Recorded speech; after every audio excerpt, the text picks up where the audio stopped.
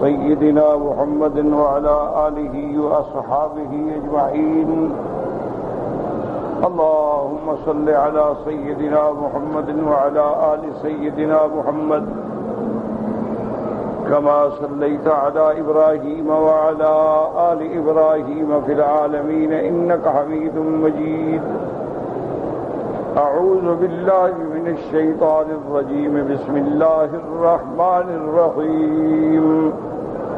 ثم أورثنا الكتاب الذين اصطفينا من عبادنا فمنهم ظالم لنفسه ومنهم مقتصد ومنهم سابق بالخيرات بإذن الله.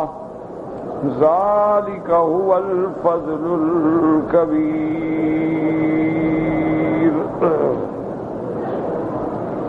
قال المؤلف والمفسر رحمه الله تعالى: أدام النفع بعلومه وعلومكم في الدارين آمين. إلى أن قال: وقال عوف الأعرابي: حدثنا عبد الله بن حارث بن نوفل قال حدثنا كعب الأحبار رحمة الله عليه قال: إن الظالم لنفسه من هذه الأمة والمقتصد والسابق بالخيرات كلهم في الجنة. حضرت کعب احبار رحمۃ اللہ علیہ بھی فرماتے ہیں کہ یہ تین قسمیں جو ہیں، ظالم لنفسہ، مقتصد، سابق بالخیرات، یہ سب حضور کی امت صلی اللہ علیہ وسلم سے ہیں اور سب اللہ کی رحمت سے جنت میں جائیں گے.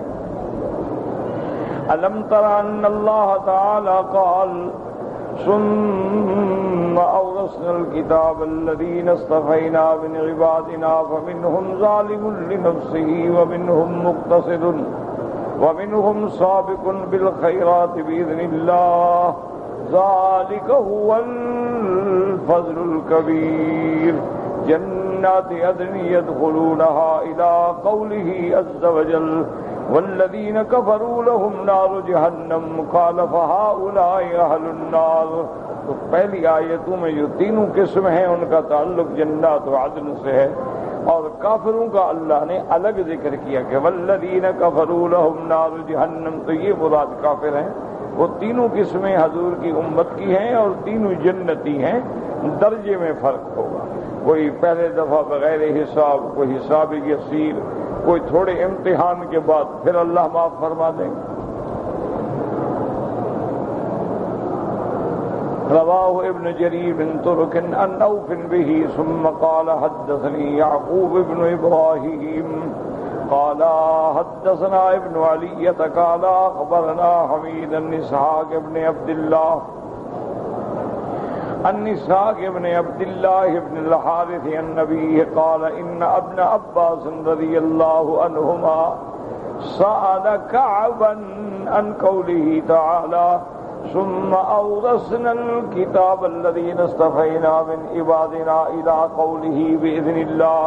قال: تماست مناكبهم ورب كعب ثم عطى الفضل بأعمالهم.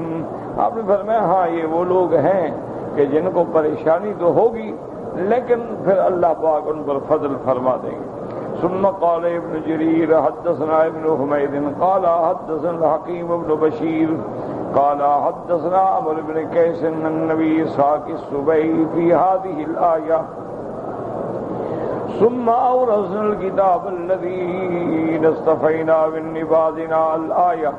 قال ابو اسحاق: اما ما سمعت من ذی 60 سنہ فکلہم ناج. فرمانے لگے کہ میں نے 60 سال کی عمر میں جتنے لوگوں سے بھی اس آیت کی تفسیر سنی ہے، سب کا یہی فیصلہ ہے کہ یہ حضور کی امت ہے اور سب کو نجات ملے گی، جنت میں جائیں گے. ثم قال حدثنا ابن حمید قال حدثنا الحکم قال حدثنا عمرو بن محمد بن الحنفیہ رضی اللہ تعالی عنہ قال: انها امة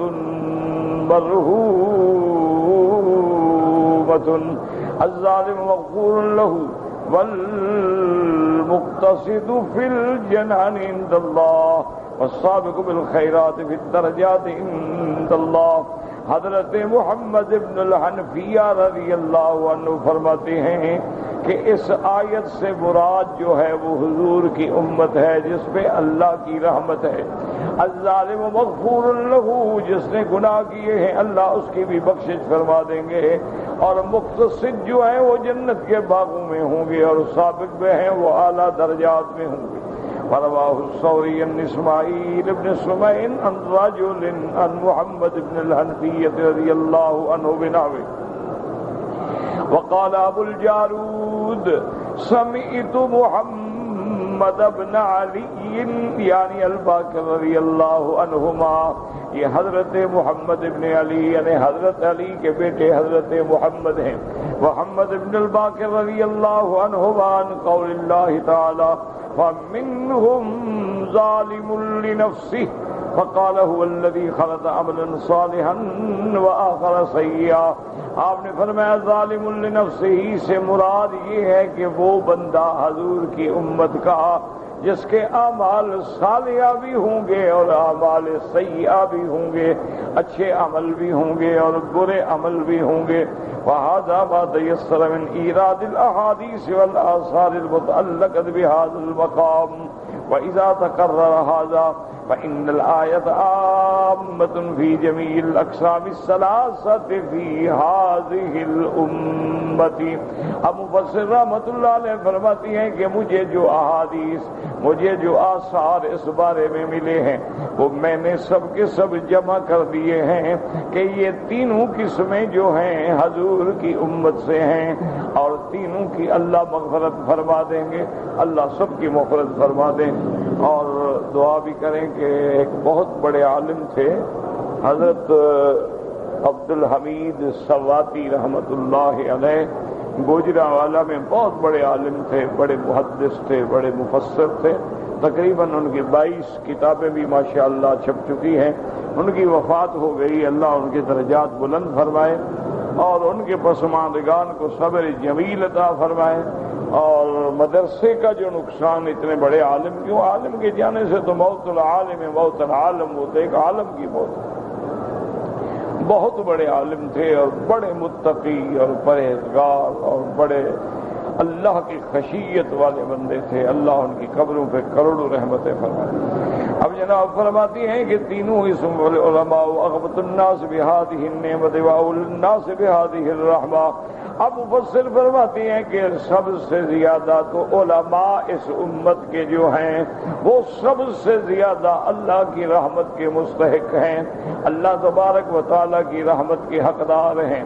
کیونکہ اللہ نے جن کو اپنے قرآن و سنت کا علم دیا ہے، قیامت میں آتا ہے حدیث مبارک میں کہ قیامت کا دن ہوگا، اللہ کی دربار میں اہل علم پیش ہوں گے، ان کے اندر غلطیاں بھی ہوتی ہیں، وہ بھی انسان ہیں. اب وہ گھبرا رہے ہوں گے کہ خدا جانے ہمارے بارے میں کیا فیصلہ ہوتا ہے. اللہ فرمائیں گے یا ایھا العلماء، حضور کی امت کے علماء، میں نے اپنے قرآن و حدیث کا علم تمہارے سینے میں اس لیے تو نہیں رکھا تھا کہ تمہیں جہنم میں ڈالوں گا، جاؤ سب جنت کے اندر داخل ہو جاؤ، اور اس لیے میں نے اپنی امانت رکھی تھی کہ آج تمہیں جہنم میں ڈال دوں.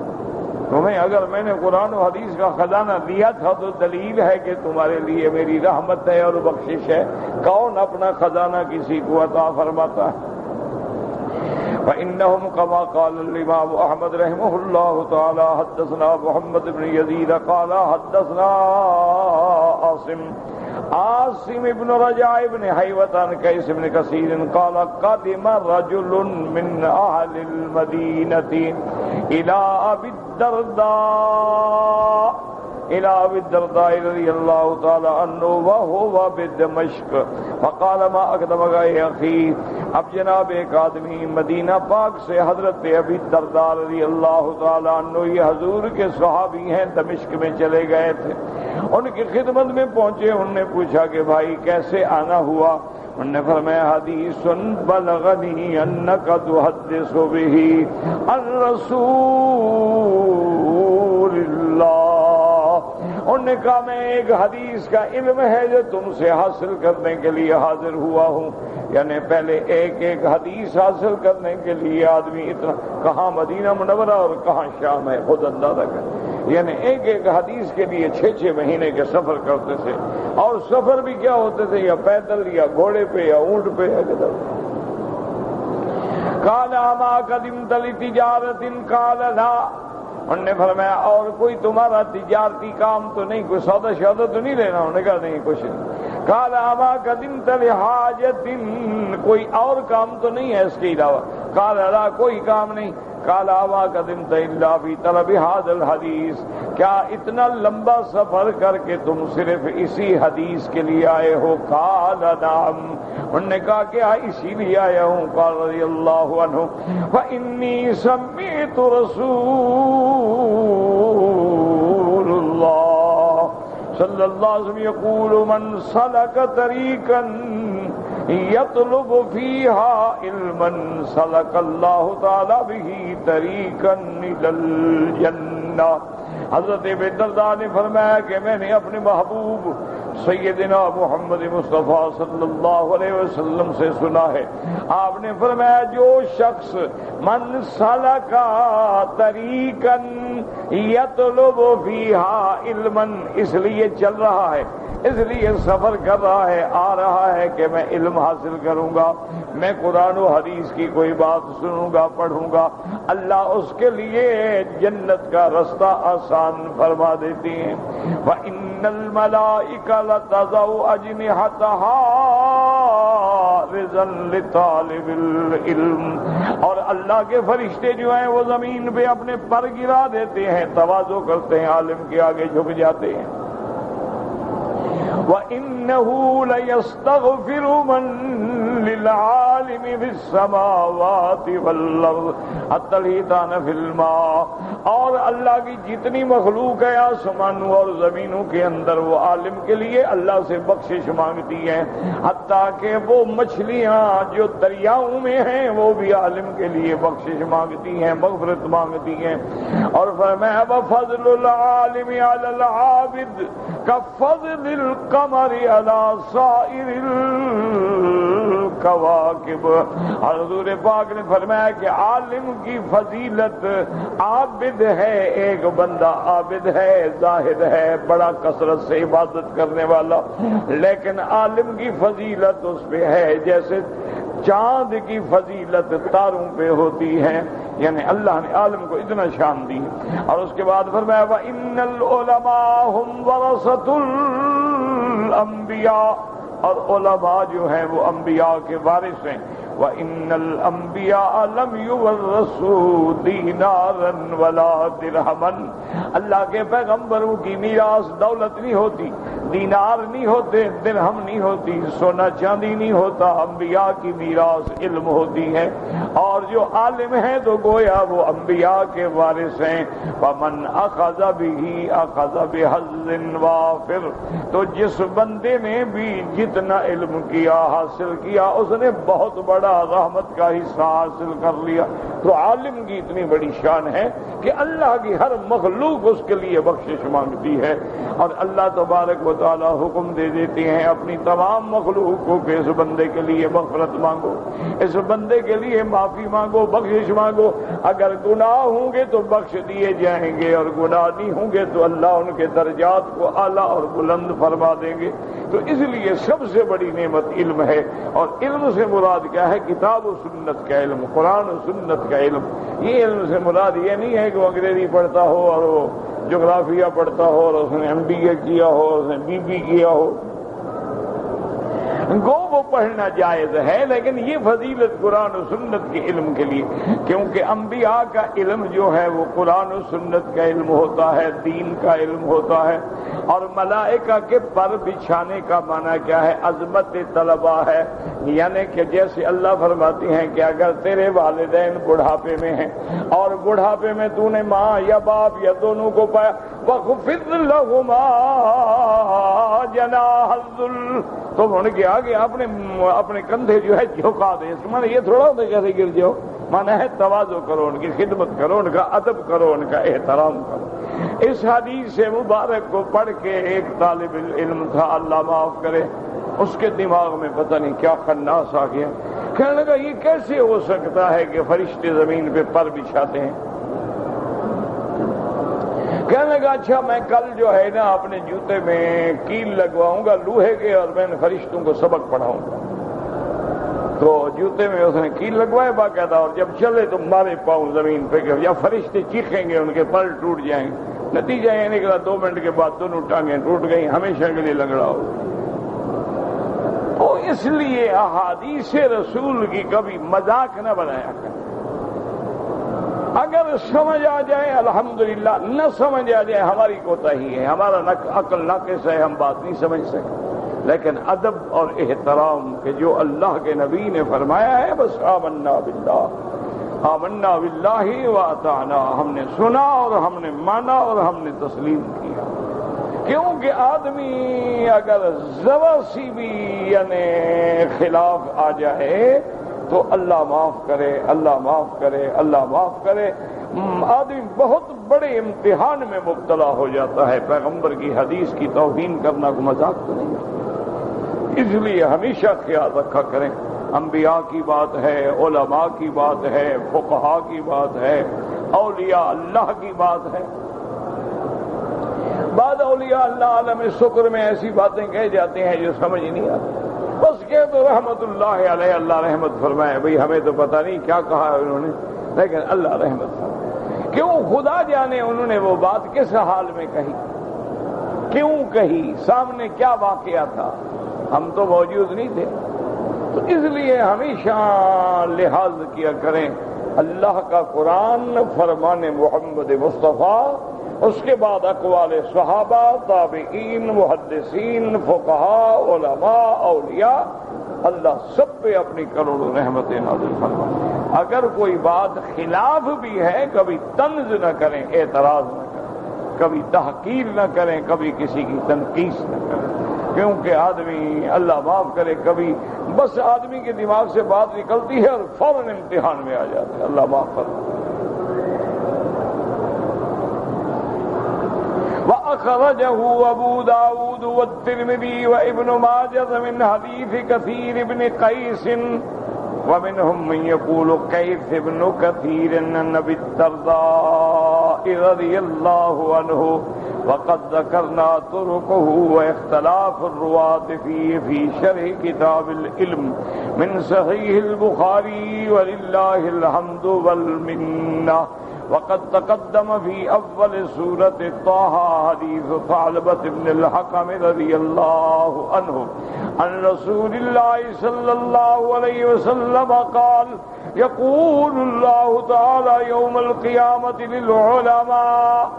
اس حدیث مبارک میں آتا ہے ثعلبۃ بن الحکم صحابی ہیں، فرماتے ہیں کہ حضور نے فرمایا اللہ قیامت والے دن علماء سے فرمائیں گے انی لم اضع علمی وحکمتی فیکم الا وانا اريد ان اغفر لكم على ما كان منكم ولا ابالی.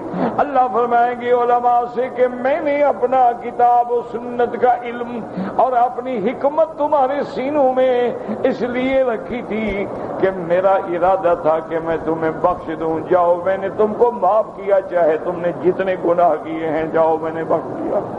اللہ تبارک و تعالی نے علماء کی شان بیان فرمائی ہے.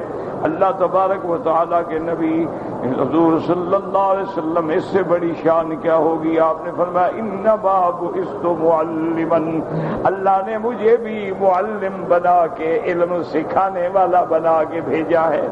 اسی لیے اللہ نے حضرت آدم کو جو فضیلت دی تو کس وجہ سے فضیلت دی؟ علم کی وجہ سے.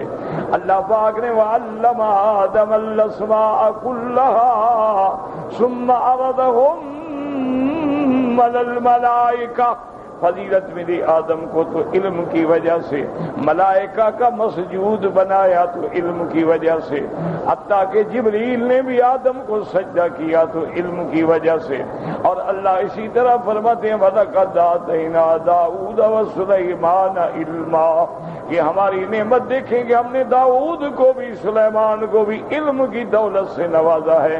تو اللہ نے وہاں بھی شان علم بیان فرمائی.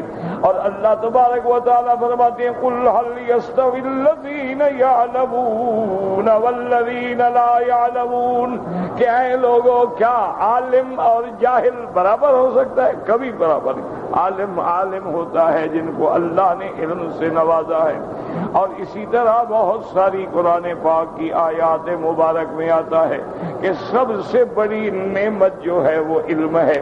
اس لیے سب سے پہلا سبق جو تھا وہ کیا تھا؟ اقرأ باسم ربک الذی خلق، خلق الانسان من علق، اقرأ وربک الاکرم الذی علم بالقلم، علم الانسان ما لم يعلم۔ اسی طرح اللہ فرماتی ہے الرحمن علم القرآن خلق الانسان، یعنی اللہ نے تخلیق انسان کا ذکر بعد میں کیا ہے، تعلیم قرآن کا علم اللہ نے پہلے ذکر کیا ہے۔ اشارہ ہو گیا جو علم نہیں پڑھتے گویا وہ انسان ہی نہیں ہے، وہ تو انسانوں کی صنف سے بھی خارج ہے۔ اسی لیے بعض علوم ایسے ہوتے ہیں، لیکن یاد رکھو لوگوں کا علم الگ ہوتا ہے، انبیاء کا علم الگ ہوتا ہے۔ عام لوگ علم استادوں سے پڑھتے ہیں اور انبیاء براہ راست اپنے خدا سے پڑھتے ہیں۔ اللہ ان کے دلوں سینوں میں علم ڈال۔ اب دیکھیں 40 سال تک میرے مدنی پاک نے کسی مدرسے میں قدم نہیں رکھا، کسی استاد کے آگے نہیں بیٹھے، لیکن جب اللہ نے نبوت کا تاج پہنایا تو 40 سال کے بعد ایسے علوم سے نوازا کہ ساری دنیا کے اب مشکلات کو اللہ کے پیغمبر نے حل کر دیا۔ تو ان کا علم نرالا ہوتا ہے، یاد رکھو۔ ہمارا علم محنت سے ہوتا ہے، انبیاء کا علم ایسا ہوتا ہے، حکم ہوتا ہے کہ زبان بھی نہ ہلائیں، تکلیف نہ کریں، ہم پڑھا بھی دیں گے، سمجھا بھی دیں گے، سینے میں خود جما دیں گے، کوئی فکر۔ لا تحرک به لسانک لتعجل به ان علینا جمعه وقرآنا فَإِذَا قَرَأْنَاهُ فَاتَّبِعْ قُرْآنَهُ ثُمَّ إِنَّ عَلَيْنَا بَيَانَهُ۔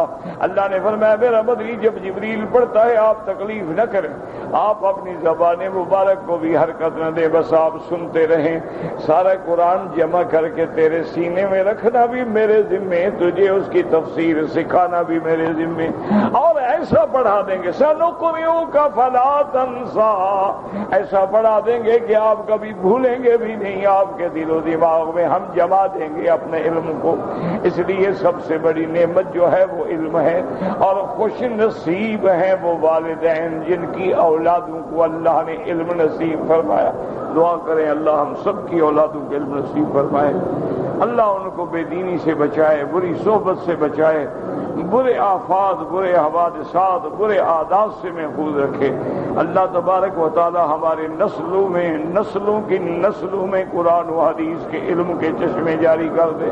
وما ذلک علی اللہ بعزیز، اللہ کے آگے کیا مشکل بات ہے، تو یہ شان ہوتی ہے۔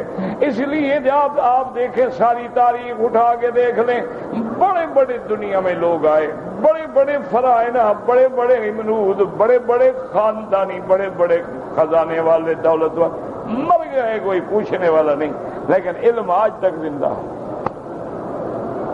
ایک دن میں آپ کا کیا خیال ہے کتنے لوگ ہوئے جو کہتے ہوں کہ قال امام البخاری رحمت اللہ، اللہ امام بخاری پہ رحمت فرمائے، امام مسلم پہ رحمت فرمائے، امام ابو حنیفہ پہ رحمت فرمائے؟ کیوں؟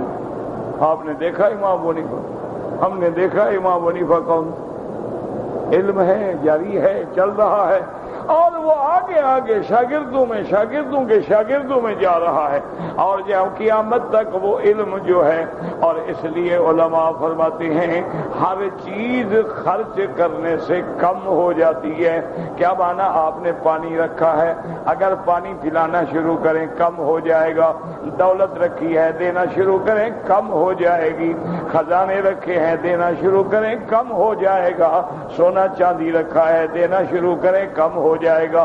ایک علم ایسی نعمت ہے جو خرچ کرنے سے اور بڑھ جاتا ہے، کم نہیں ہوتا۔ جتنا خرچ کرو گے، جتنا پڑھاؤ گے، جتنا سکھاؤ گے، علم اور بڑھے گا۔ تو یہ ایسی نعمت ہے، اللہ پاک نصیب فرمائے۔ رب زدنی علما یا معلم ابراہیم علمنا ویا مفہم سلیمان فہمنا. یا اللہ ہمیں بھی اپنی کتاب اپنے پاک نبی کی حدیث سے مبارک، نبی پاک کے پیارے صحابہ کے اقوال، اجماع، قیاس، فقہا کے اقوال سے میرا مولا ہمیں بھی قطرہ علم نصیب فرما دے. وانت القادر علی ذلک.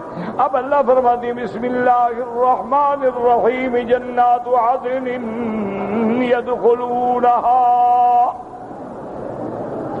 يحلون فيها من أصابر من ذهب ولؤلؤا ولباسهم فيها حرير وقالوا الحمد لله الذي أذهب عنا الحزن إن ربنا لغفور شكور للذي أحلنا دار المقامة من فضله لا يمسنا فيها نصب ولا يمسنا فيها لغوب. يخبر تعالى أن هؤلاء المصطفين من عباده الذين أورثوا الكتاب المنزل من رب العالمین یوم القیامت مأواہم جنات عدن. اب مفسر رحمۃ اللہ علیہ فرماتے ہیں کہ پچھلی آیت میں جو پڑھ چکے ہیں جن کو اللہ نے حضور کی امت میں چن لیا ہے، یہ تینوں قسمیں جو ہیں جن کو اللہ نے وارث بنایا ہے اس کتاب کا جو اللہ نے اتاری ہے اپنے نبی محمد مصطفیٰ صلی اللہ علیہ وعلا آلہ واصحابہ وسلم تسلیما کثیرا کثیرا، جن کو اللہ نے قرآن و حدیث کا علم عطا فرمایا ہے. اللہ پاک نے فرمایا قیامت والے دن ان کا ٹھکانہ کیا ہوگا، ان کا مقام کیا ہوگا، ان کا ماوا ملجا کیا ہوگا. فرمایا جنات عدن، وہ جنت کے باغوں میں رہنے والے ہوں گے جو اللہ نے ان کے لیے ٹھکانے بنائے ہیں. یہ سب کا ٹھکانہ جو ہے جنت ہوگا. اللہم ارزقنا الجنت بغیر حساب، اللہم ارزقنا الفردوس الاعلی. اور یاد رکھیں کہ اللہ اگر سارے اپنے بندے ایمان والوں کو جنت دے دیں تو تیرے خزانے میں ڈھیلے کے برابر بھی کمی نہیں آئے گی. میرا مولا تیرا کیا نقصان ہو جائے گا؟ کوئی کمی آ جائے گی، کوئی خزانہ کم ہو جائے گا، یا جنت میں سیٹیں نہیں ملیں گی، پر ہو جائیں گی. اتنی بڑی جنت ہے، اتنی بڑی نعمت ہے، اتنی بڑی رحمت ہے کہ اللہ ہر کلمے پڑھنے والے کو رحمت سے جنت عطا فرمائے. باقی انسان ہے، کون انسان ہے جس میں خطا نہیں ہوتی؟ کون انسان ہے جس میں گناہ نہیں ہوتے؟ ایک آدمی زانی ہے، دوسرا جھوٹ بولتا ہے تو جھوٹ بولنا کم ہے؟ زنا پہ تو حد ہے، جھوٹ پہ تو لعنت ہے جو شیطان پہ آئی ہے.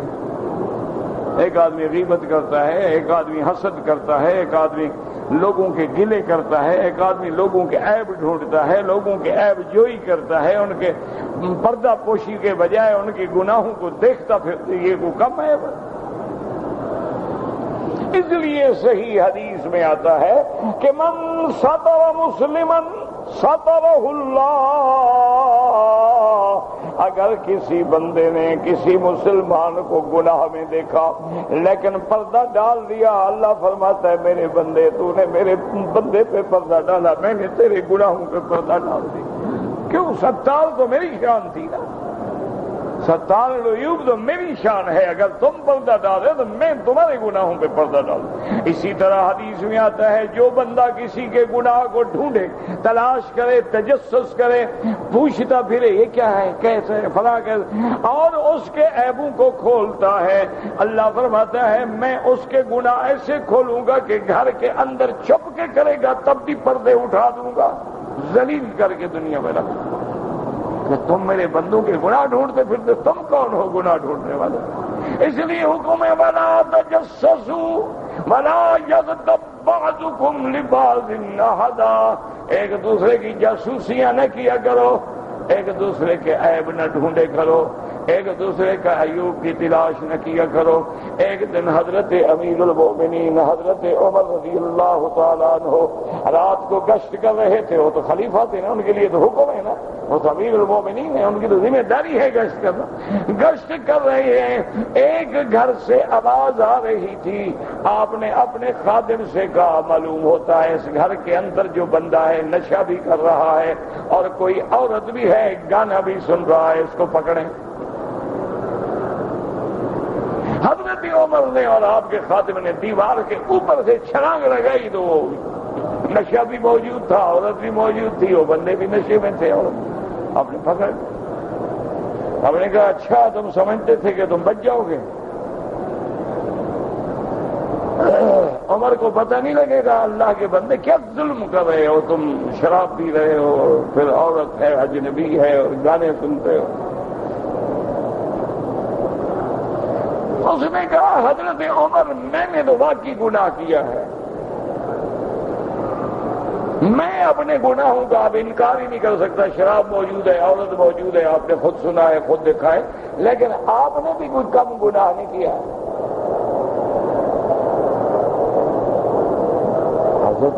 میں نے کیا گناہ کیا؟ اللہ فرماتے لا تجسسوا، لوگوں کی جاسوسیاں نہ کرو، تم کب دیواروں کو کان لگا کے ہمارے عیب ڈھونڈتے ہو؟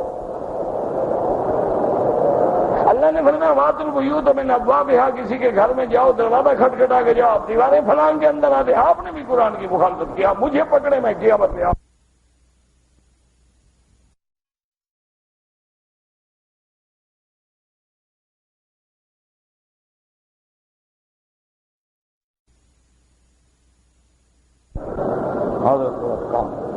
انہوں نے فرمایا اچھا بات سنو، تمہارے گناہوں پہ ہم پردہ ڈالتے ہیں، ہماری خطاؤں پہ تم پردہ ڈالتے ہیں، اللہ کے آگے توبہ کرو آئندہ کیا۔ انہوں نے کہا پھر آج کے بعد میں بھی گناہ نہیں کروں۔ تو انسان کون خطا کار نہیں؟ کلنا خطاؤن وخیر الخطائین التوابون۔ حضور نے فرمایا ہم سب گناہ گار ہیں، اللہ کے نبی پاک ہوتے ہیں، باقی ہر بندہ خطا کار ہے، لیکن اللہ کو وہ خطا کار بڑے پسند ہیں جو توبہ کرتے ہیں۔ کیوں؟ اگر گناہ گار نہ ہوں تو وہ شان غفاری کہاں ظاہر کریں گے؟ نہ کس کو معاف کریں گے؟ گناہ گار تو ہوں گے نہیں۔ تو جہاں نیک لوگ بخشے جائیں گے تو آخر گناہ گار ہوں گے تو غفار کس کا گناہ معاف؟ کسی نے گناہ کیا ہی نہیں تو بخشیں گے کس کو؟ یہ بھی اللہ کی حکمتیں ہیں، بس یہ ہے کہ گناہوں میں آ کے غرے نہ ہو جاؤ، گناہوں میں آ کے اکڑ نہ جاؤ، گناہوں میں آ کے اللہ کے نظام کے باغی نہ بن جاؤ، دروازے پہ جھک جاؤ، توبہ کر لو، رحمت کے دروازے کھلے ہو، بس گناہوں سے بچنے کا فیصلہ کر لو، اس کے بعد کوئی مشکل نہیں ہے، اللہ کی رحمت کا دروازہ کھلا ہے اور توبہ کا دروازہ کھلا ہو۔ اس لیے فرماتے ہیں ان تینوں کا ٹھکانہ کیا ہوگا؟ جنات عدن، عدن مانا محل الاقامت، جنات مانا باغات، اور پھر وہ باغات تو جنت کے ہوں گے نا، دنیا کے باغ تھوڑے ہوں گے۔ ایسے فرماتے ہیں جنات الاقامت یدخلونها یوم معادہم وقدومہم علی اللہ عز وجل، وہ قیامت والے دن جب آئیں گے اللہ کی دربار میں پیش ہوں گے تو اللہ ان کو انہی باغوں میں ٹھہرائیں گے۔ یحلون فیہا من اصابر من ذہب ولؤلؤا، اور قیامت میں اللہ ان کو پہنائیں گے سونے کے کنگن، موتیوں کے کنگن، اور ایک آیت میں آتا ہے چاندی کے کنگن۔ محدثین نے جمع کیا ہے کہ ہر مومن کے 3 کنگن ہوں گے، ایک سونے کا، ایک چاندی کا، ایک موتیوں کا کنگن ہوگا، یا کبھی سونے کا، کبھی موتیوں کا، کبھی چاندی کا کنگن ہوگا۔ یاد رکھیں دنیا میں سونا پہننا حرام، مردوں کے لیے ریشم اور سونا پہننا، سونے کا قلم استعمال کرنا حرام، سونے کی اینک پہننا حرام، سونے کے پلیٹوں میں کھانا کھانا حرام، سونے کی انگوٹھی یا سونے کے زیور یا سونے کی چین گلے میں ڈالنا حرام، یہ سب حرام ہے۔ لیکن اللہ قیامت میں دیں گے کہ تم نے دنیا میں چھوڑا، آؤ آج ہم تمہیں قیامت میں بدلہ دیں۔ کلوا واشربوا ہنیئا بما اسلفتم فی الایام الخالیہ. اللہ فرماتے ہیں ان کو ہم پہنائیں گے کما ثبت بالصحیح النبی ہریرہ رضی اللہ تعالی عنہ عن رسول اللہ صلی اللہ علیہ وسلم انہ قال تبلغ الحلیۃ من المؤمن حیث یبلغ الوضوء. اللہ اتنے مومن کو پہنائیں گے کہ جہاں وضو کی حد تھی وہاں تک سارے زیور پہنے ہوئے ہوں گا. وَلِبَاسُهُمْ فِيهَا حَرِيرٌ. اور جنت میں مومن کا لباس جو ہے وہ ریشم کا ہوگا. اسی طرح دوسری جگہ قرآن میں آتا ہے یلبسون من سندس و استبرق. اللہ ان کو سندس استبرق یاد رکھو. سندس ما رق من الحریر اور استبرق ما غلظ من الدیباج. سندس بھی ریشم ہوتا ہے لیکن باریک کپڑا اور استبرق ہوتا ہے ریشم لیکن موٹا کپڑا. اللہ قیامت میں مومنوں کو عطا فرمائیں گے. چونکہ دنیا میں ریشم پہننا جو ہے مومن کے لیے حرام ہے. حضور پاک نے اپنے ہاتھ میں ایک سونے کا ٹکڑا لیا, ایک ہاتھ میں ریشم کا کپڑا لیا اور پھر میں ہاذان حرام علی ذکور امتی. یہ دو چیزیں میری امت کے مردوں پہ حرام ہیں. یاد رکھو ریشم سے مراد ہے وہ خالص ریشم جو باقاعدہ کیڑے سے نکلتا ہے اور پھر بنا. یہ جو آج کل بازاروں میں بکتے ہیں نا لکھا ہوتا ہے حریر حریر, یہ تو ربڑ کے کپڑے ہیں. یہ کوئی ریشم شیشم نہیں ہوتا ہے. یاد رکھو اس کو لکھ دیتے حریر ملکی اور فلان اور فلان. یہ کوئی ریشم نہیں. یہ ریشم وہ ہے جو بالکل وہ ہے جیسے شہد ہوتی ہے کیڑے سے نکلتی, اسی طرح ریشم بھی کیڑے سے نکلتا ہے اور وہ بے انتہا قیمتی چیز ہوتی ہے. حتیٰ کہ یہ لوگوں نے جو مشہور کیا ہوا دو گھوڑا بوز کی جو ہے یہ بھی ریشم نہیں ہوتا. یاد یہ دو گھوڑا بوز کی یہ ریشم نہیں ہوتا ہے. حضرت مفتی رشید احمد صاحب رحمۃ اللہ علیہ کراچی والے جو تھے انہوں نے باقاعدہ اس یعنی شنگھائی کو اس کمپنی کو خط بھیجا تھا کہ یہ دو گھوڑا بوز کی کے اجزاء کیا ہے. تو انہوں نے جواب دیا تو ریشم نہیں ہوتا ہے. وہ بھی ایک یعنی کپڑے بنانے کا ایک انداز ہے, ویسے وہ مصنوعی چیز ہے. وہ ریشم وہ حرام ہے جو اصلی حقیقی ریشم ہوتا ہے. اور اسی طرح یاد رکھیں اگر اصلی ریشم ہو لیکن بڑی چادر ہے اس کے کنارے پہ 2 انگل کے برابر خالص ریشم لگا ہے وہ پہننا جائز ہے. کیونکہ غلبہ جو ہے وہ زیادہ اس چیز کو ہے جو ریشم نہیں ہے.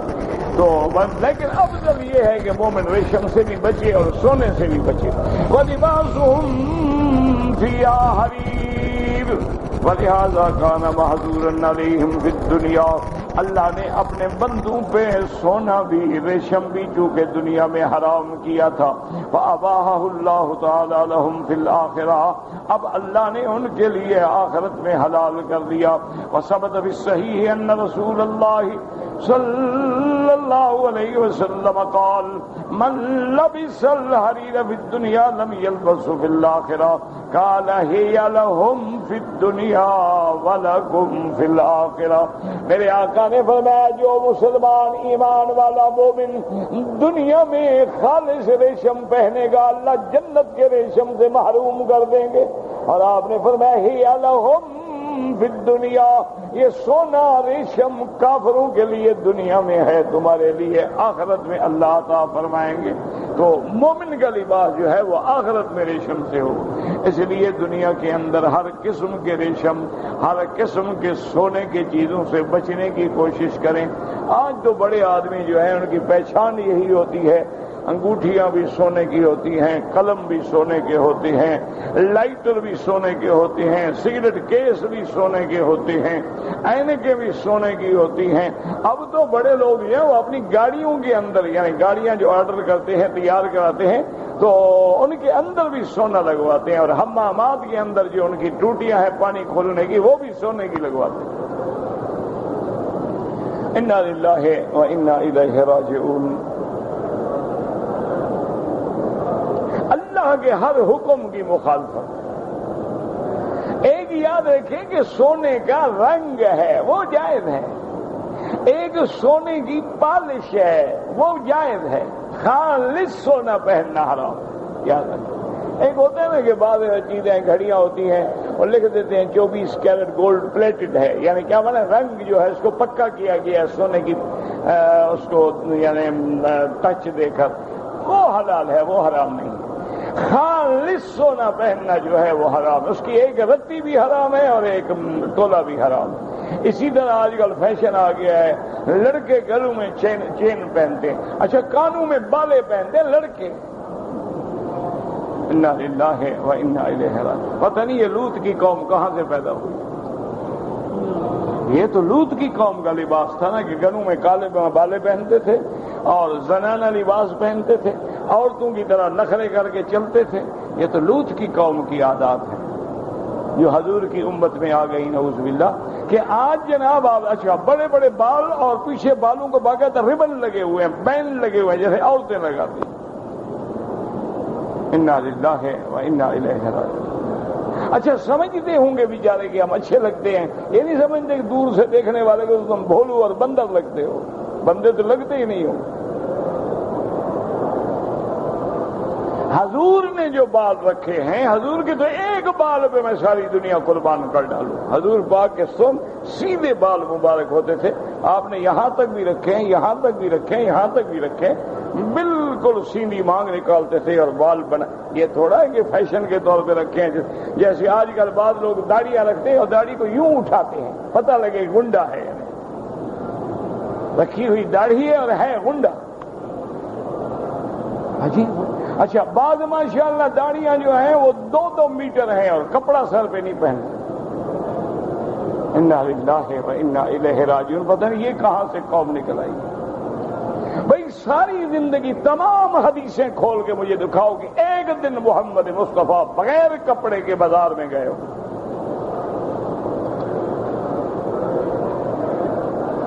بغیر کپڑے کے میرے مدنی محمد مصطفیٰ نے بازار میں کیا؟ کبھی زندگی میں میرے مدنی نے بغیر سر پہ کپڑا رکھے ہوئے نماز پڑھائی؟ ایک ہے جائز ہونا، بھی کپڑا نہیں ہے پڑھو، بالکل قمیض بھی نہ ہو نماز پڑھ لو۔ ایک ہے کہ آمدن نہیں رکھنا ہے۔ انا للہ و انا الیہ راجعون۔ ہر چیز میں ہم نے اتباع محمد مصطفیٰ کے بجائے اتباع کفار اور اتباع یہود اور نصارہ ہم نے اختیار کر لیا ہے۔ انا للہ و انا الیہ راجعون۔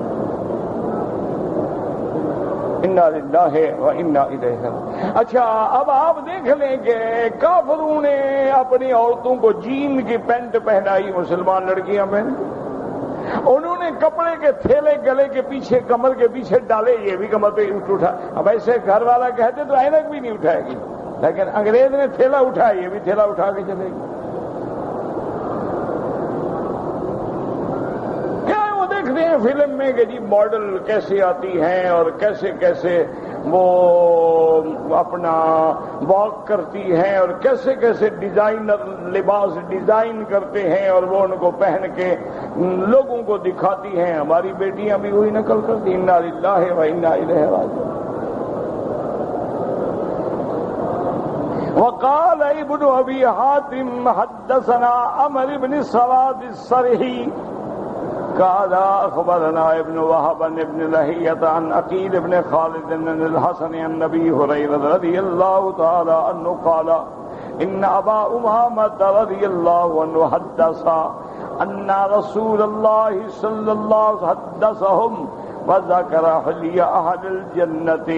حضرت ابی ہریرہ روایت فرماتے ہیں کہ حضرت ابا امامہ رضی اللہ عنہ فرماتے ہیں کہ حضور پاک نے حدیث بیان فرمائی اور آپ نے جنت والوں کے زیورات کا ذکر فرمایا۔ فقال مصورون بالذهب والفضة مکللة بالدر۔ اللہ جنتیوں کو سونے چاندی کے زیور پہنائیں گے جن پہ موتی جڑے ہوئے ہوں گے، وعلیہم اقالیل من در ویاقوت متواصلۃ، اور پھر ان کے اوپر لال یاقوت اور موتی جو ہیں برابر برابر جڑے ہوں گے۔ وعلیہم تاج کا تاج الملوک، ان کے سروں پہ ایسے تاج ہوں گے جیسے دنیا میں بادشاہوں کے سروں پہ تاج ہوتے ہیں۔ شباب جرد مرد مکحولون، اور جب جنت میں اللہ ان کو داخل کریں گے تو عین نوجوان ہوں گے، کوئی بال نہیں ہوگا، آنکھیں ایسی ہوں گی کہ جیسے ابھی ابھی سرما پہن کے نکلے ہیں، سرما ناک آنکھیں ہوں گی سرمگی۔ وقال الحمد للہ الذی اذھب عنا الحزن، اور وہ کہیں گے اللہ تیرا کروڑ کروڑ شکر ہے کہ تو نے ہم سے ہر قسم کا غم اور خوف دور کر دیا۔ فهو الخوف من المحذور اذاهه عنا ورحنا مما كنا نتخوف ونحذره من هموم الدنيا والآخرة، میرا اللہ ہم جو هموم دنیا اور آخرت کی وجہ سے ڈر رہے تھے، تیرا لاکھ لاکھ شکر ہے کہ تو نے تمام ہم غم دور کر کے جنت پہنچا دیا۔ وقال عبد الرحمن بن زید بن اسلم النبی عن ابن عمر رضی اللہ تعالی عنہما قال قال رسول اللہ صلی اللہ علیہ وسلم لیس علی اہل لا الہ الا اللہ واشطا فی قبورہم ولا فی نشورہم، حضور نے فرمایا کہ جو لوگ صحیح عقیدہ توحید لا الہ الا اللہ محمد الرسول اللہ رکھنے والے ہیں اور اسی پہ موت آئی، اللہ ان کو قبر میں بھی کوئی پریشانی نہیں دیں گے اور قبر سے اٹھنے کے وقت بھی کوئی پریشانی نہیں ہوگی۔ وَكَأَنِّي بِأَهْلِ لَا إِلَٰهَ إِلَّا اللَّهِ يَنفُضُونَ التُّرَابَ عَنْ رُءُوسِهِمْ وَيَقُولُونَ الْحَمْدُ لِلَّهِ الَّذِي أَذْهَبَ عَنَّا الْحَزَنَ، وہ تو اپنے قبروں سے بھی ایسے آرام سے کھڑے ہوں گے، اپنے سر سے مٹی جھاڑتے ہوں گے اور یہ آیت پڑھ رہے ہوں گے الحمدللہ الحمدللہ الذی اذھب عنا الحزن، اللہ تیرا شکر ہے کہ ہم سے تو نے ہر قسم کا ہم اور غم دور فرما دیا۔ وقال الطبرانی حدثنا جعفر بن محمد الفریابی قال حدثنا موسیٰ بن یحییٰ المروزی قال حدثنا سلیمان بن عبد اللہ بن وہب الکوفی عن عبد العزیز بن حکیم عن ابن عمر رضی اللہ عنہما قال قال رسول اللہ صلی اللہ علیہ وسلم لیس علی اہل لا الہ الا اللہ اللہم اجعلنا من اہل لا الہ الا اللہ۔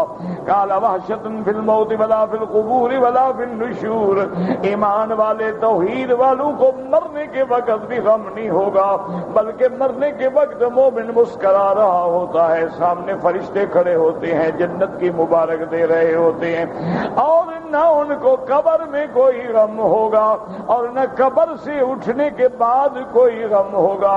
وَكَأَنِّي انظر الیہم عند الصیحۃ ينفضون رؤوسهم من التراب، حضور نے فرمایا یوں سمجھ لو گویا میں دیکھ رہا ہوں کہ جب سور پھونکا جائے گا اور وہ قبروں سے اٹھیں گے تو مٹی جھاڑ رہے ہوں گے اور کہیں گے الحمدللہ الذی اذھب عنا الحزن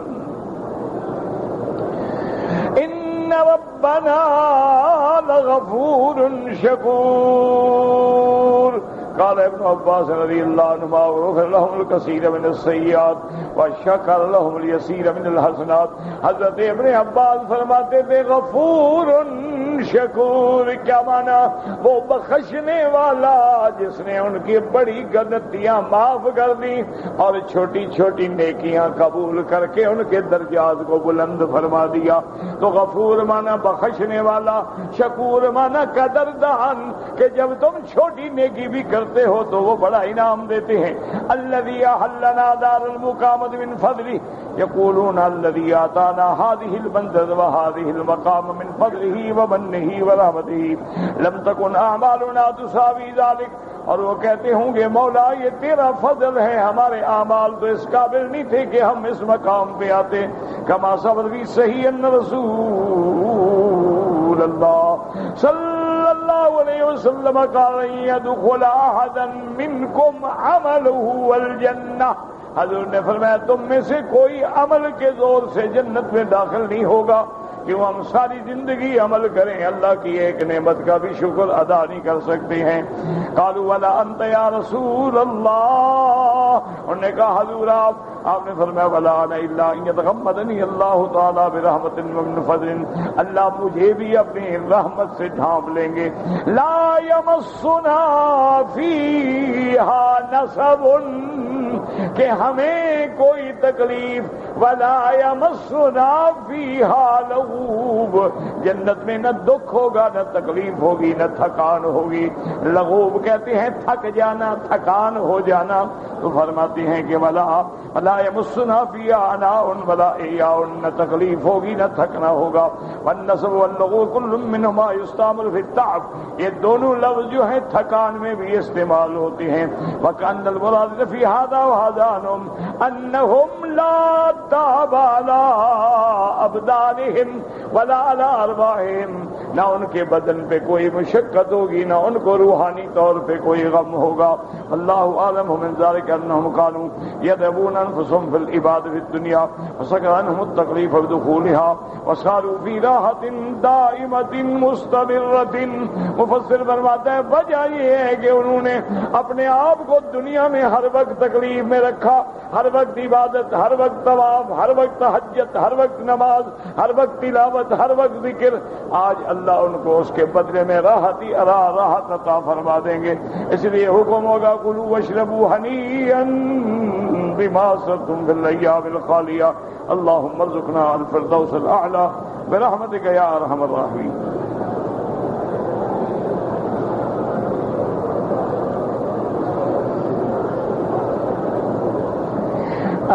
والد فوت ہو گئے ہیں، بھائی ہیں، بہنیں ہیں، آپ بڑے بھائی ہیں، چھوٹے بھائی کو تھوڑا بالکل نہیں، شریعت کے مطابق سب کو اس کی وراثت میں برابر کا حصہ دیں. جو بھی حصہ روکنے کا سبب بنے گا وہ قیامت میں پکڑا جائے گا اور والد پر بھی اللہ معاف کرے عذاب ہوگا. اس لیے 2 حصے لڑکوں کے اور 1 حصہ عورتوں کا اور 8واں حصہ بیوی کا، بالکل شریعت کے مطابق تسلیم کریں.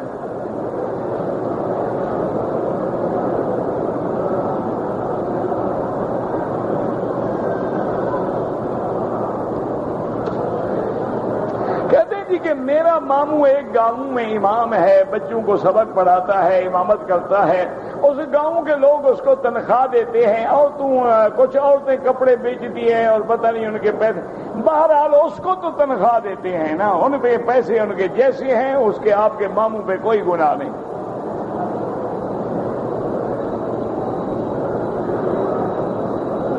میں ہر روز اپنی بیوی کے ساتھ طواف کرتا ہوں لیکن بیوی کا ہاتھ پکڑے رہتا ہوں.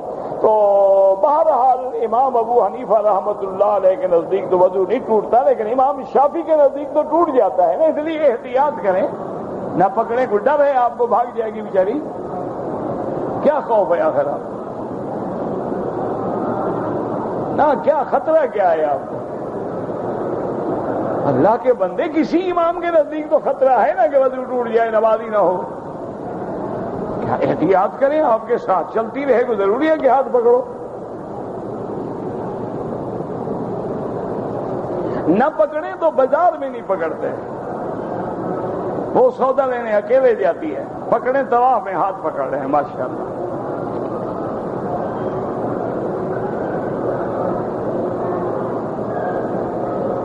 عشاء کی نماز کا افضل وقت یہ ہے کہ 12 بجے رات سے پہلے پڑھ لیں. ویسے مجبوری ہو تو صبح صادق تک بھی جائز ہے، لیکن یہ نہیں کہ آمدن روز ایسا کرو. آمدن بالکل نہ کریں. جو نماز کا وقت ہے جماعت سے پڑھیں. ایک ہے مجبور ہو گیا، دیر ہو گئی تو 12 بجے سے پہلے نماز پڑھ لیں. لیکن اگر کسی نے صبح صادق میں سو گیا، انسان نے نیند آ گئی، اٹھا تو ابھی تہجد کی اذان ہونے پر پڑھ لیں.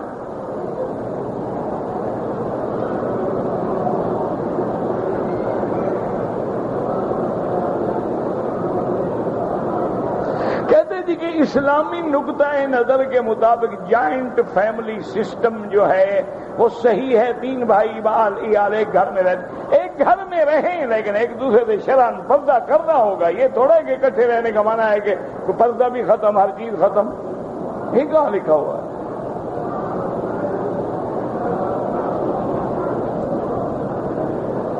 میرا حافظہ کمزور ہے، آپ قرآن پڑھتے رہیں اور اللہ کے اسماء میں ہے یا قوی یا متین، یا قوی یا متین، یہ پڑھ کے دعا کیا کریں کہ اللہ میرا حافظہ قوی کر دے۔ میرا دل خیرات کرنے کو نہیں چاہتا، توبہ کرو، توبہ کرو، یہ اچھی عادت نہیں، اچھی بات نہیں۔ خیرات کرتے رہتے ہو لیکن اصل بات تو وہ ہے نا کہ دل سے نکلے نا، ایسے زبردستی خیرات کا کیا فائدہ ہوا؟ جب دل نہیں کر رہا تو مانا یہ ہے کہ دل پہ کوئی زنگ لگا ہوا ہے، میل لگا ہوا ہے۔ یتیموں کے سر پہ ہاتھ پھیرا کرو، یتیموں کی خبر گیری کرو، قبرستان میں جایا کرو، استغفار زیادہ پڑھا کرو۔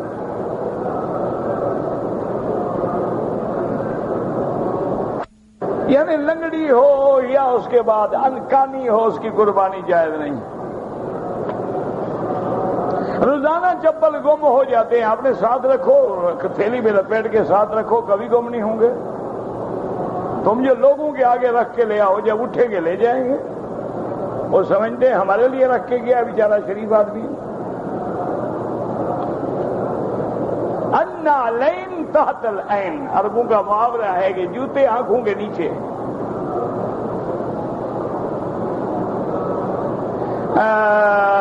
میں اپنے ملک نہیں جا سکتا، ٹیلی فون پر میں نے ماں سے شادی کی اجازت مانگا ہے، نہیں ملا۔ کیوں نہیں ملا؟ کو وجہ لکھو نا۔ وہ کیا ماں کیا کہتی ہے؟ ہمیشہ شادی نہ کرو یا اس لڑکی سے نہ کرو، وجاہت لکھو نا، سوال واضح کرو نا۔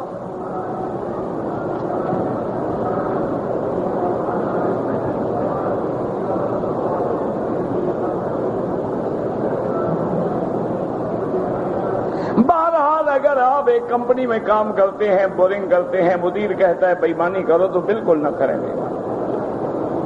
اپنے آپ کو بچائیں بےایمانی کے کام سے۔ مدیر کے کہنے سے بےایمانی کو حلال تھوڑی ہو جائے گی۔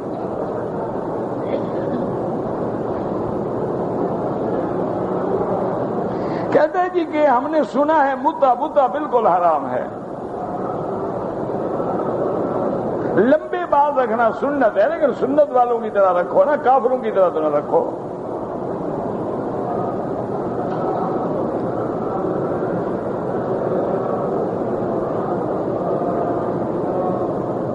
اگر ایک آدمی کی شادی کو 12 سال گزر گئے، اولاد نہیں ہوئی، دوسری شادی کر لے، دونوں میاں بیوی ٹھیک بھی ہیں، کر لے، بالکل کوئی منع نہیں۔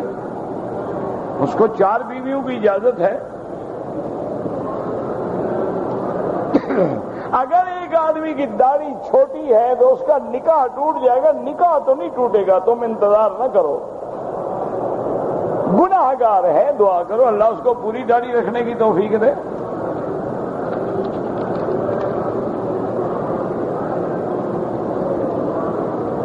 میں عمرے پہ تھا، میں نے حج کیا، اللہ کے ہاں تو انشاءاللہ حج قبول ہے۔ باقی نظام کی مخالفت نہ کیا کرو، اسلامی حکومت کے نظام کی مخالفت گناہ ہے۔ کہتے جی کہ یہاں پر لڑکیاں ایسا لباس پہنتی ہیں کہ ان کا ہر عضو نظر آتا ہے، ایسی عورتوں پر اللہ اور اللہ کے ملائکہ اور فرشتے اور مومنین لعنت بھیجتے ہیں۔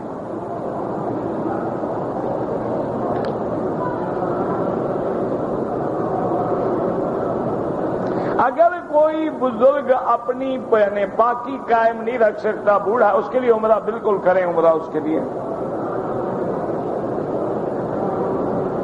یاسین احمد بالکل ٹھیک نام ہے۔ ربنا تقبل منا انک انت السمیع العلیم وتب علینا انک انت التواب الرحیم۔ صلی اللہ تعالی علی خیر خلقہ سیدنا محمد وعلی آلہ وصحبہ اجمعین۔ اللهم صل علی سیدنا محمد وعلی آل سیدنا محمد۔